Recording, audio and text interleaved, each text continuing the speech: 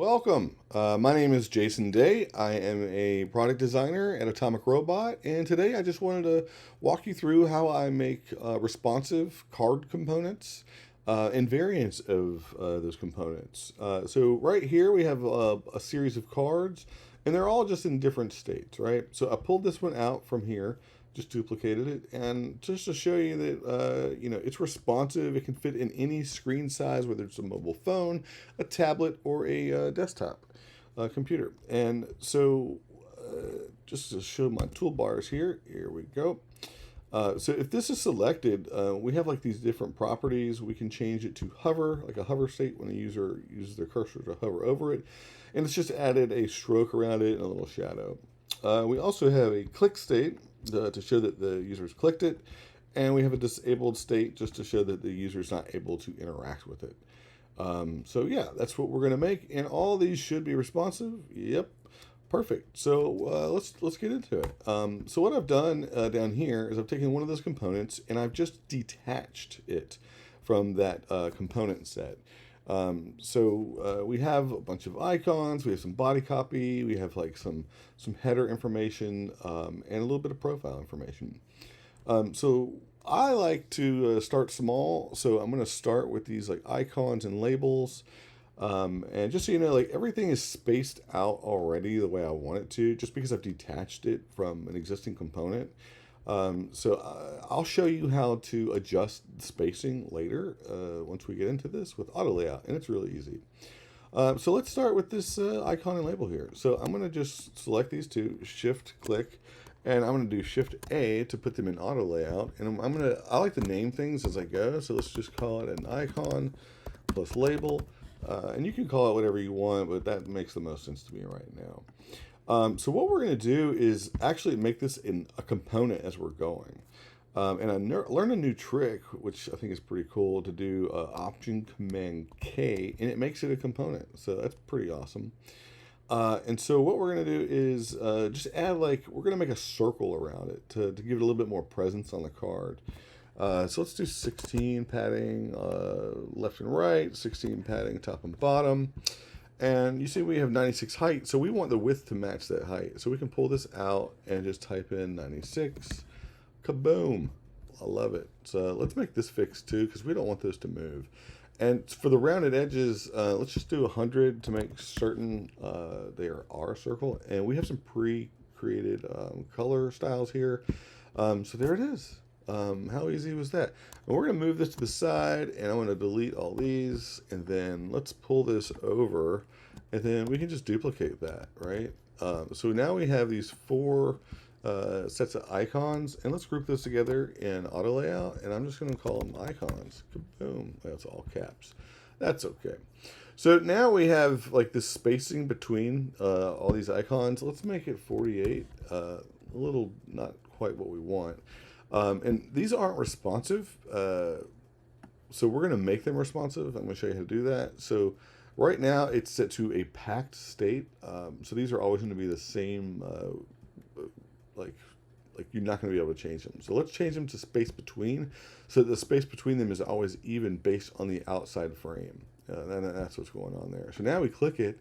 And ooh la la, we have a responsive set of icons that works with any size width device. And all right, let's move on to the body copy. So we can just select these two dudes and auto layout, and let's just call it what it is, body. Oh, I gotta get rid of this. Excuse me, cap locks. Body copy. Perfect. All right, and I learned this new trick, which I'm pretty excited about. You just option and double click, and it makes it a fill. I do, however, wish that Figma would just default these to fill, instead of making us designers just make everything fill. Anyway, another conversation for another topic, and these are responsive. I like to check my work as I go. So let's move on to this header section here, right? We have these eyebrows. I like to call them eyebrows. I think it's kind of funny. And let's group it together with this title, this big about us. So again, shift A, and let's do eyebrows plus title. And I mean, you can call these whatever you want. I mean, this could be a pencil mustache, whatever whatever floats your boat. All right, option, double click. Yay, it's a fill. Option, double click. Oh my gosh, it's so easy. All right, I've been used to just like changing it over here, and it's been driving me crazy. There we go. It's responsive. So now let's group eyebrows and title plus the subtitle and auto layout again. All right, and we're just going to call it header for now. And let's go in here, make sure this is set to fill, and that's again option double click and option double click. Ooh, option double click. You gotta get it just right, apparently. All right, so let's group all this copy together. We have this header section and we have this body copy section, and we're gonna sync it together, auto layout, group it. And we're gonna call it. Let's just call it copy. That's easy enough. So now we have these two sections that we need to make sure they're filled. So option double click, kaboom, and it is an auto layout. Woohoo! All right, so we get this last little bit of section here at the top. We have Amy Edwards, her name, and product designer, her role. So let's do Shift A and make it name plus role. There you go. And you know we got to do the auto layout, right? So, or excuse me, the fill. So wait, where'd you go?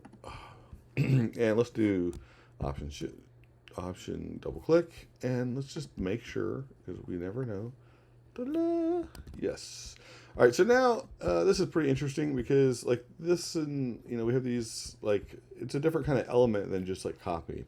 So let's make this a component, and let's do this new trick, which is option command K, kaboom, and let's move her over here like as the main component, and let's like just give her a duplication, and let's group her avatar and her information here, and let's do Shift A, and let's just call it profile info, you know, and you're welcome to call it whatever you like. And so now we have this like interesting like spacing between it. I like to work in eights, you know, grid of 8. So let's do 24, see how that looks. I think that works. Or you could do 16. That works too. All right, I'm happy. And let's make sure that this is set to fill. So option double click. It did not work like I wanted it to. All right, so boom. Now we have the profile information. So let's group all these like 3 sections together as one. So we have profile info, copy. I'm using Shift to keep them all selected, and icons. And we're going to do Shift A, and we're going to just call it what it is. We're going to make this into the card that we looked at earlier. Okay. And so now you see this pink section here. It says 69, and then if you double click, we can change it by double clicking into that pink section. And let's do 64 and bring it together. Actually, let's a little bit closer. 48. I think that makes me feel good. All right. So now we have these icons, and we need to make sure that these are set to fill so they're responsive. So option double click, and we have option double click, and we have option double click. Oh, what did I do? Is that right? Okay. And so let's see what happens here. Oh yeah, it's working. It's working. It's alive. All right, so let's put a little, for some reason, maybe it's just me, I like a little like indentation on these icons here. Yeah, just adding a little padding on each side over here. So the next thing we're going to do is add some padding all the way around this card. Just give a little breathing room. So let's try 48 and see how that looks. And let's just do a little fill on the card itself to make it look more like a card. Yeah. So, and just see that? Look how nice. Okay. So let's, I learned this new trick here about you can double, what is it? Shift. So now we can change the sides, the padding on all the sides. So we can do 120 and it does it all the way around. How awesome is that? It's a little bit big, so let's go back to where we were. I just wanted to show you that. All right, so now we have the card, right? So let's do the option command K. It is magically a component. So now what we can do is create a variant of that component. Actually, let's make this card a different color so we can see those icons a little bit more in those circles. Yeah, I think that works. What do y'all think? I don't know. I think let's do that. They pop out a little bit more. And like these colors, like you can change them pretty easily if we don't like that color, if we want to make it like monochromatic, perfect. All right.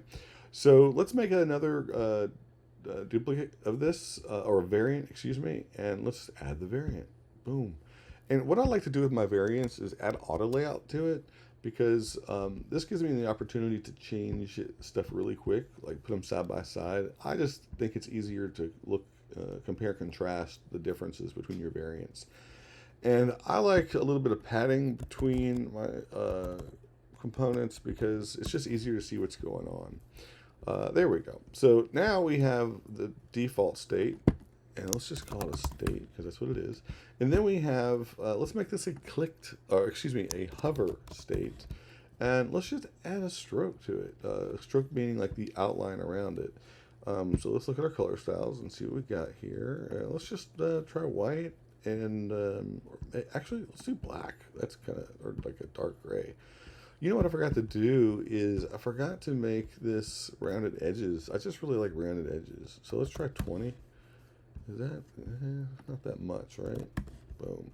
And I don't know if you can see it, but you know, rounded versus a straight. So let's do 40 on this too. And so the next time we duplicate this, we don't have to do it again. And for this stroke, you can do it like inside, outside, center, but let's do 20 just to give it a little bit more impact. And that's pretty bold. Let's try something a little bit more subtle. There we go. I like that. And let's do inside, outside. Yeah, I like that. So this is clicked. I keep saying click. This is hover. So now let's make the click state. And we don't need a, let's go ahead and call it clicked. We don't need a stroke for the click state. So let's just like take those minus, get rid of it. And what I like to do for click state is just make them a little bit lighter, right? Just to show that there's been some action when a user clicks it. And now let's finally make a disable state. And this is pretty simple. Just, you know, name it so you know what it is. And then the pass through, let's make it 50% because it's not, users aren't able to interact with it.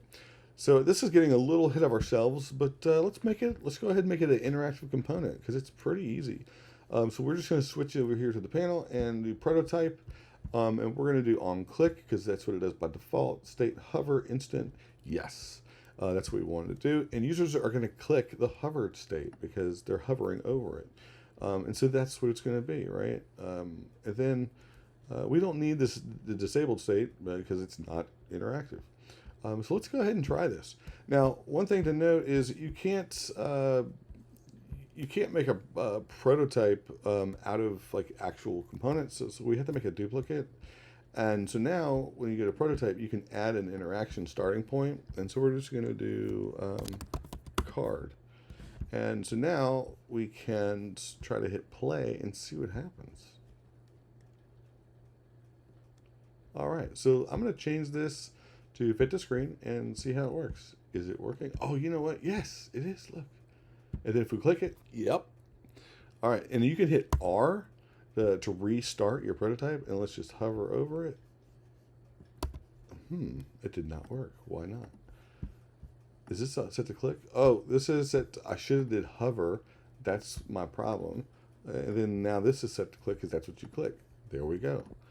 Found the problem out. So now if we hover, we can see that the border is changing. And then if you click it, it goes to the click state. How about that? Pretty easy, right? So I hope you learned a little something and didn't scare you off from auto layout. I may have gone a little bit too fast, but I hope you enjoyed it and learned a little something, and I hope you get a chance to see our next tutorial. Feel free to ask questions. That's how you learn. There are no stupid questions. But thanks for spending a little bit of time with me, and everybody have a super fantastic day. Signing off. Peace out, my friends.